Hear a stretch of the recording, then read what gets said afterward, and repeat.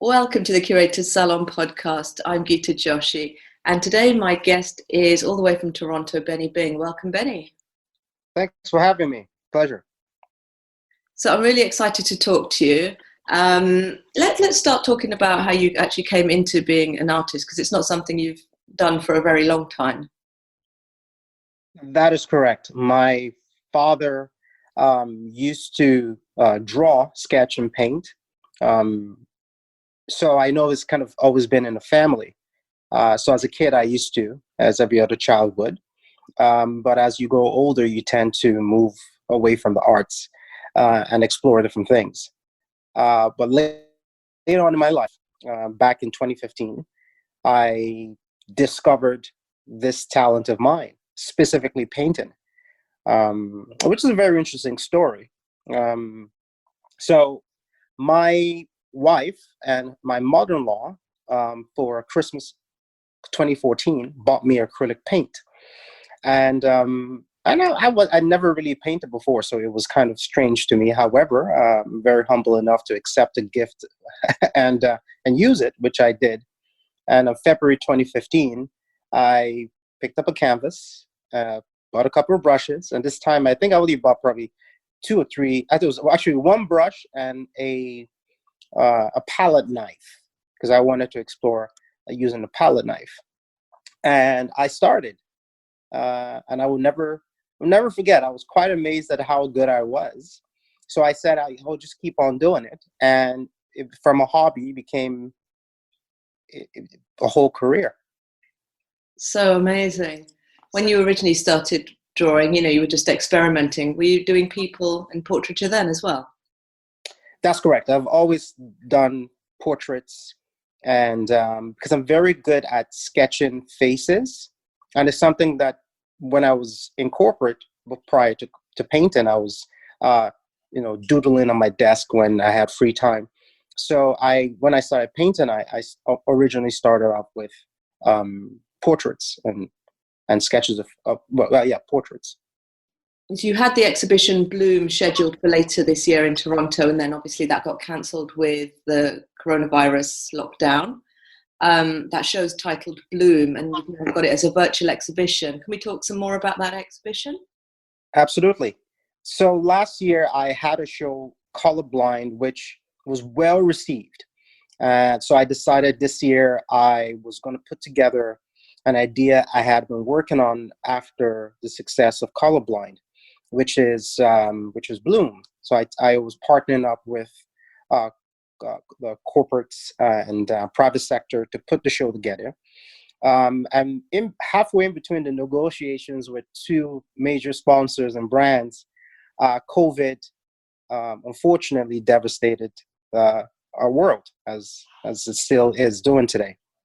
But you have to think about nothing should stop you, and you should still be able to thrive and maneuver through crisis. So what I thought was, this is an amazing collection. I do not want to wait till next year to show this collection. The world needs to see it. The message, the story, and the work needs to be told. So I decided that the best option would be to do a virtual exhibit online. And the planning of that on its own that was tricky. There were a lot of conversations between myself and my wife, who's my manager, on how we could do this and how people would really feel what I'm trying to convey with the work and the collection through a virtual online exhibit, compared to the traditional gallery exhibition. But we were able to pull it off, and I believe even the internet actually provides greater tools on what we needed to do. So that worked. The idea of the work, Bloom, had been something I've been thinking about right after my last exhibit, Colorblind. And it was something I really wanted the world to see. And it's more of a continuation of my previous bodies of work, which is all about Black female empowerment, identity, self-pride, and self-love. So with Bloom, I chose 8 different women. I painted 8 different women. However, 4 of them are actually real women that I know, and two I don't know. But however, I do know some of the women, and I really wanted to capture the beauty and essence in what they do and who they are. And so one is from Nigeria, one is from Kenya, and 2 are from Toronto. One is from Ethiopia. So I really wanted to kind of tell their stories, but more be an instrument, um, and have the story really be about them, and talk about what does beauty and blackness mean to them, and have the world hear that, because sometimes the story is always one-sided. We only hear about these stories from a specific group at times, and other groups get left out. So how do we tell a full story, and how do we get that? How do we make sure that other stories are not unheard? So that's what I wanted to do with this collection, which, from what I'm seeing, a lot of people are responding very positively towards this collection than any of my other collections. And so I'm very happy about that. And I think the reason is because there's an audio component to the virtual exhibit. And that is, I think, when you hear the words from these women themselves, I think it was more powerful than anything else. I don't think I've heard the audio component to this exhibition, actually, so I'll have to go and have a listen, but I'll add a link into the show notes for any of our audience that are listening and want to sort of visit the exhibition and listen to the audio. So your work's always featured strong Black female figures. How has this body of work sort of evolved from Colorblind, your collection from last year? That's a great question. This started out with the Women of Color series, which this is the 4th installation of that series. It originally started off with Adelani. Adelani is Yoruba for "we own the crown," and Adelani series was paintings of Black women in head wraps, and the traditional African head wraps or traditional fabric. What I wanted, I'm half Nigerian, half Bajan from Barbados, and I wanted to pay homage to my heritage. And growing up in Nigeria, head wraps was something every woman wore, and it's always been this beautiful thing I've always wanted to capture. So I use this body work to tell that story, and how the different head wraps are worn, and what that means in the context of the different tribes and different cultures in Africa, not just specifically to my Nigerian culture, but all the cultures across Africa. And I also titled each painting in the Adelani series after the word queen in an African language, or actual African queens, because I felt this was important for the audience to learn about these African women who were very powerful. I learned about them back in school in Nigeria. However, they're not talked about on a global scale. We hear a lot about, Nefertiti, and that seems like to be the only African queen that existed. But there are a lot of African queens and a lot of African warriors that actually fought off invaders and the colonialists and so on and so forth. So I really wanted to tell those stories, at the same time, really showcasing this beauty. And that took a whole life of its own. People were so blown away by that. And I kind of felt, that this is the type of response I'm looking for in terms of what my work and what my art can do, is how it inspires people, it moves people, it educates people, it opens conversation and dialogue. So I decided to continue. In the second series, which I titled Women of Color, was taking off the head wrap and showcasing underneath their natural crown, which is their hair. And I really wanted to talk about natural hair, not Black hair, because it's one of those subjects that is very touchy in terms of how Black women wear their hair. Is only too recent in North America, where you had companies that decided to allow women to wear their natural Black hair in the office place. We're talking about dreadlocks. We're talking about just having their hair out as an afro. A lot of times there have been problems with it, even in, for example, in the U.S. military. They were forced to wear certain hairstyles. So, it's something of embracing Black hair has always been important. And I believe it needed to be told. It needed to be showcased in all its different beautiful forms. So in that collection of Women of Color, I tackled Black hair and the beauty in Black hair and the pride that comes with wearing that crown. The third installation, I decided to move in a different direction. It's same subjects, women of color. Some of these women are also in the Colorblind collection, actually friends of mine. But I wanted to talk about something that we all have had this discussion within our circles as Black individuals, which is a statement we hear from non-Blacks, which is, I don't see color, I just see you. Which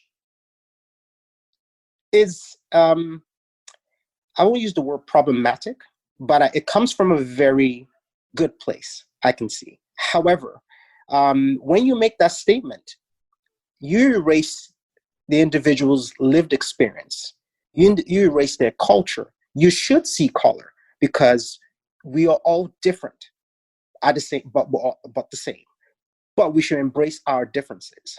And I think that was what is important about that collection, is talking about color blindness in today's society and how we address our biases. So colorblind,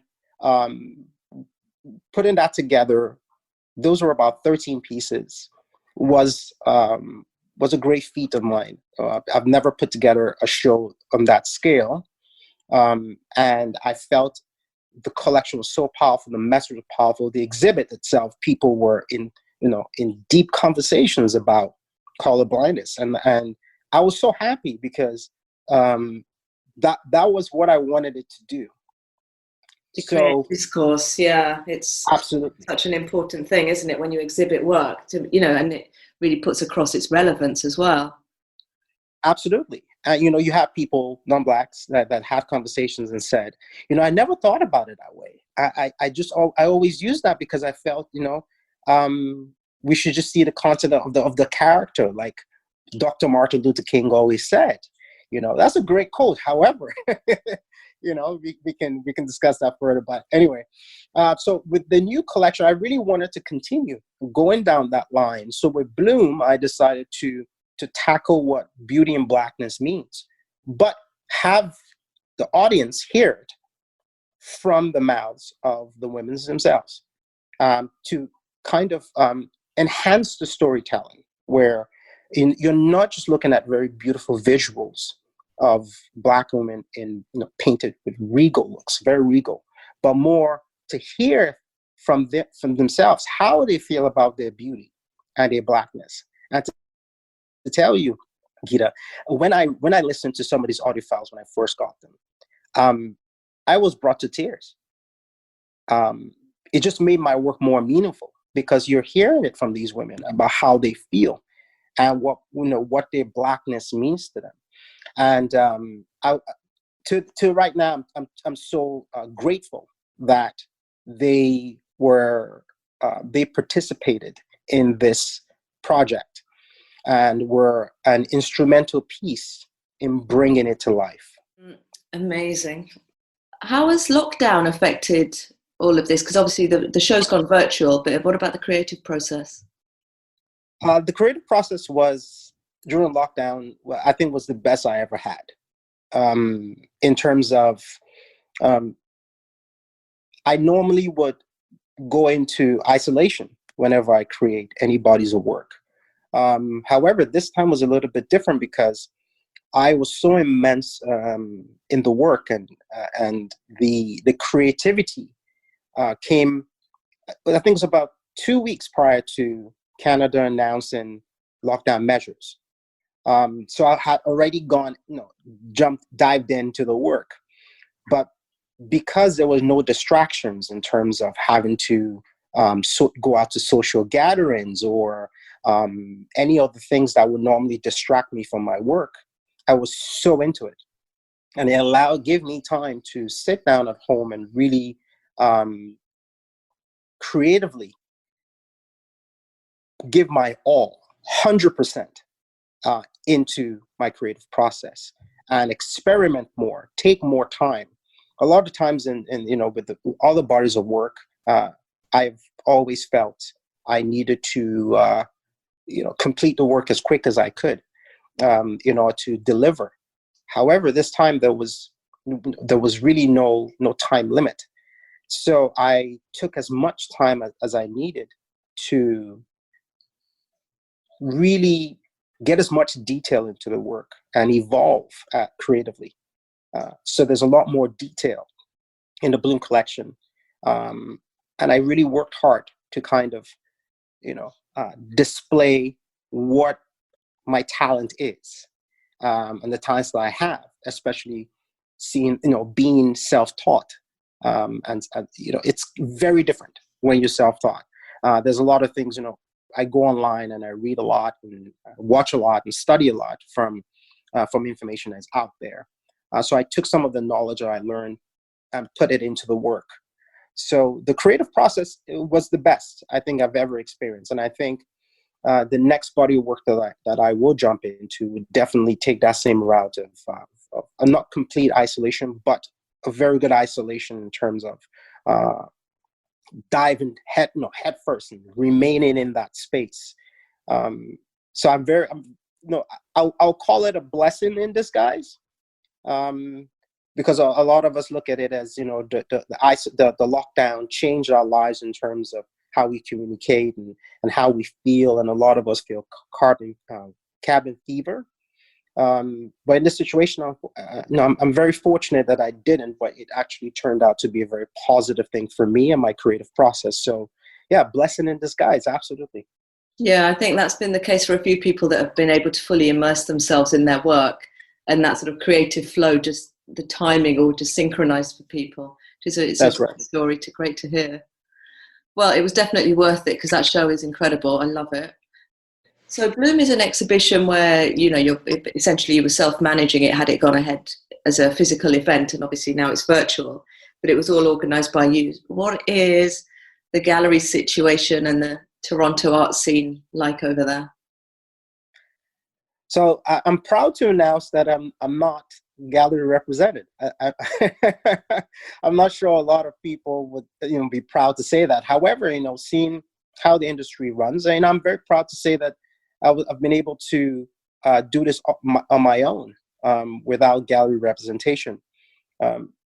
What has happened in the Toronto art scene is there's a lack of inclusion in the Toronto art scene. It's a very elite club. And what I've noticed is first of all, it's all about money. And we all definitely understand that. However, the artists that are represented in Toronto are not reflective of what the creative community looks like in Toronto. And I think that's a problem, a major problem, not only because there are a lot of talented artists that are not being showcased or being discovered, but also there are lack of spaces for creatives to show their work in a major city in Canada.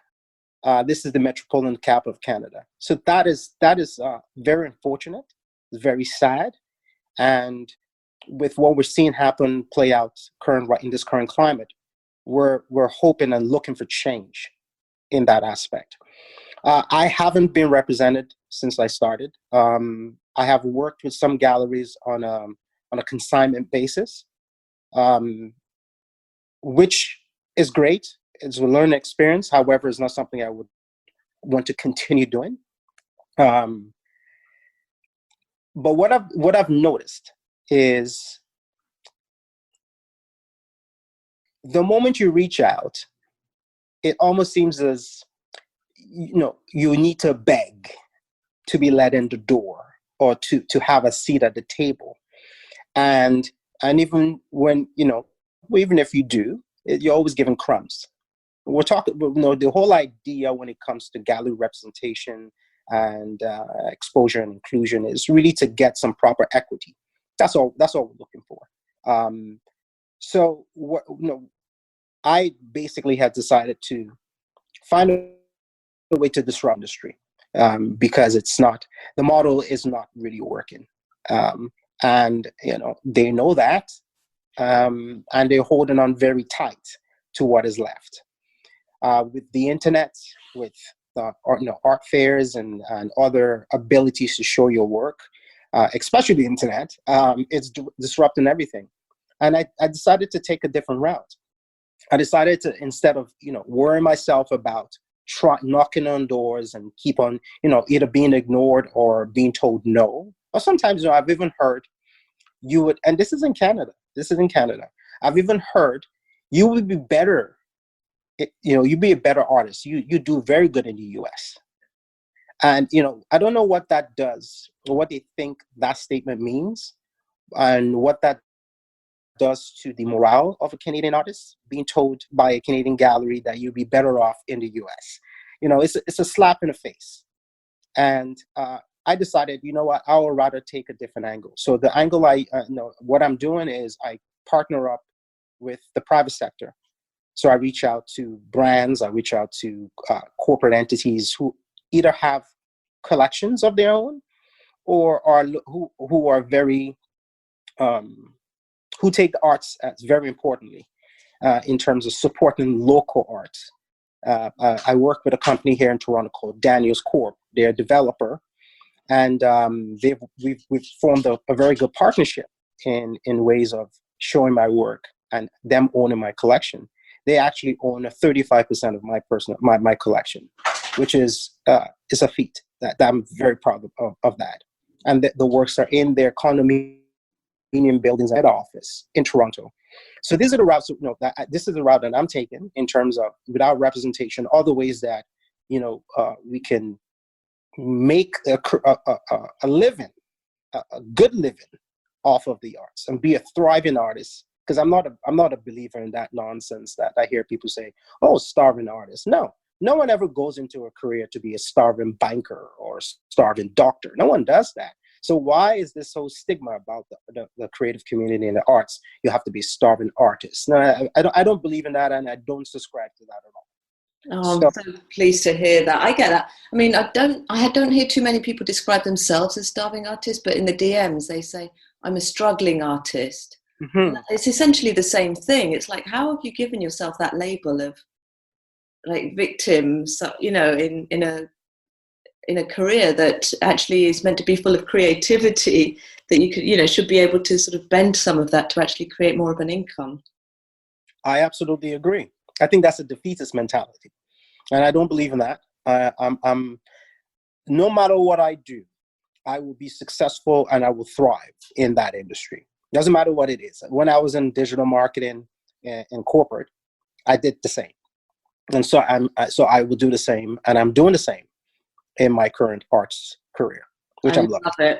Love it. I love the mindset. I love the action that you're taking, and this is essentially the thing, isn't it? Like, all artists are self-representing at some point in their career anyway. Even if you had a gallery representing you, that is not it's not like a salary. It's still going to be ad hoc income probably, and you still need to now go out and like have an online profile and sell through other channels anyway. That's correct. How you've actually kind of reached out to people and created relationships where they're collecting your work. Well done. Love it. Thank you. Love it. What other changes do you think need to happen in the arts industry to support more Black artists? Oh, yeah, that's a good one. So this conversation has been, I've been having this conversation lately. Now that we're holding institutions and galleries accountable for what their actions and what we're seeing. And I know recently there was an article that came out about, the the heads of the major galleries and the major art institutions in North America being white, the board of directors being white, the curators being white. In order to hear everyone's stories, you need to be more diverse. It needs to be more diverse. It needs to be more inclusive. There need to be more Black curators. There need to be more Black directors. There need to be more Black board members or other people of color and women. These are very important things that need to happen. And it needs to happen now. Doesn't need to, we don't need to take steps to get it. The change needs to happen now. And in order to do that, including doing that, you need to pay them well.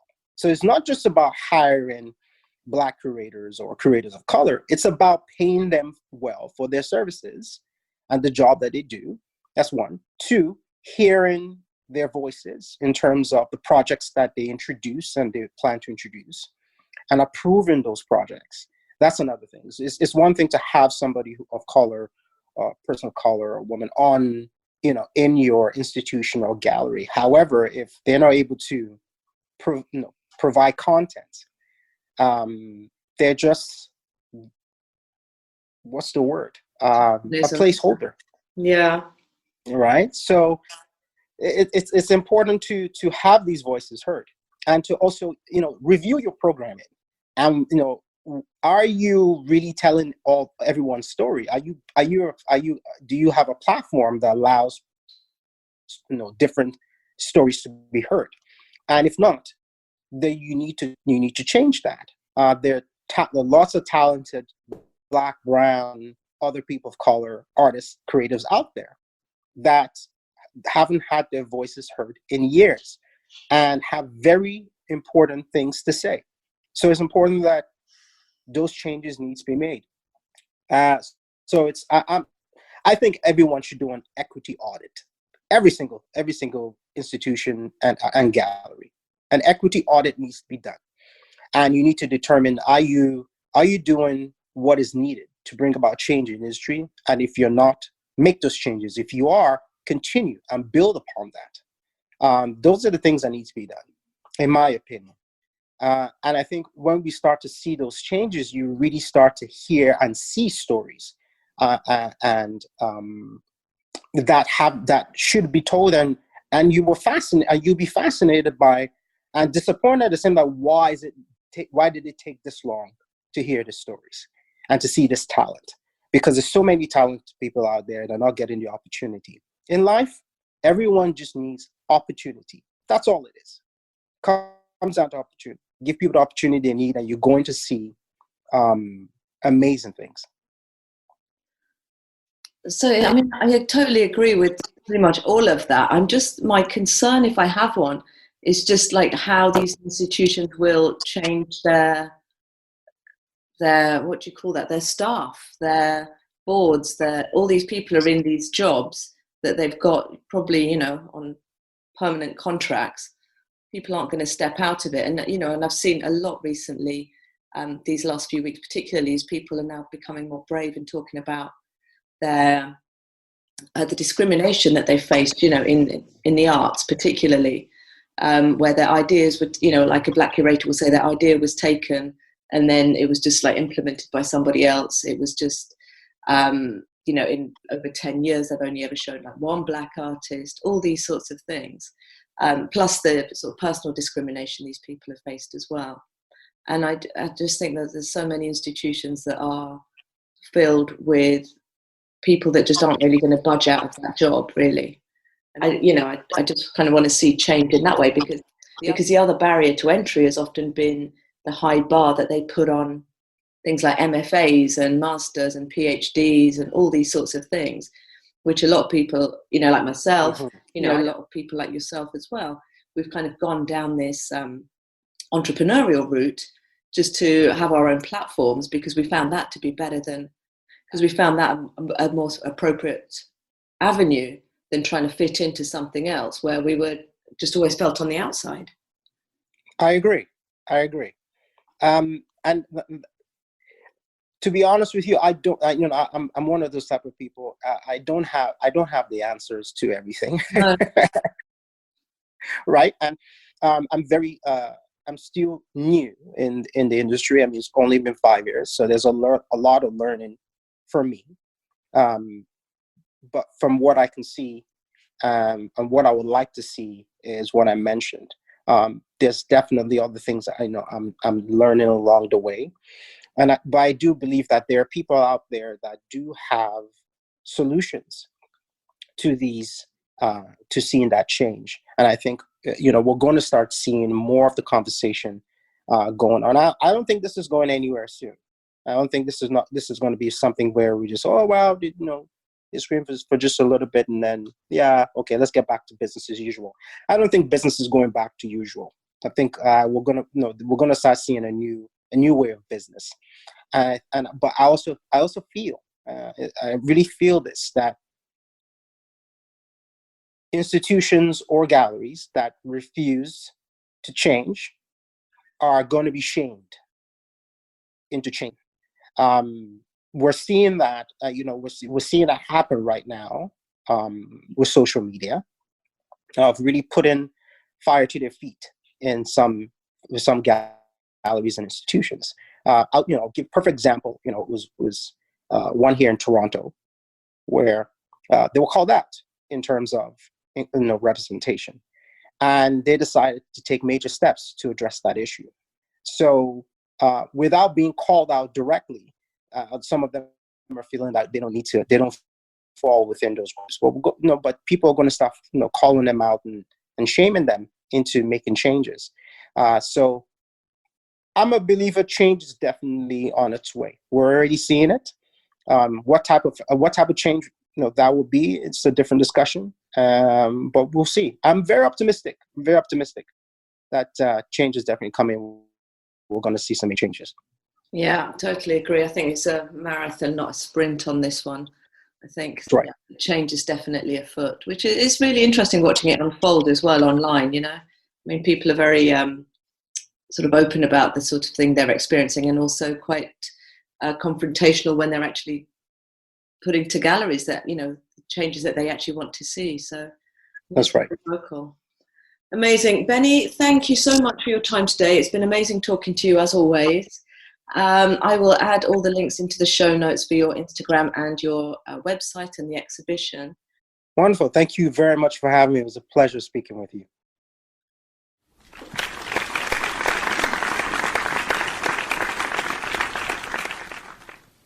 The Curator's Salon hopes you enjoyed this production.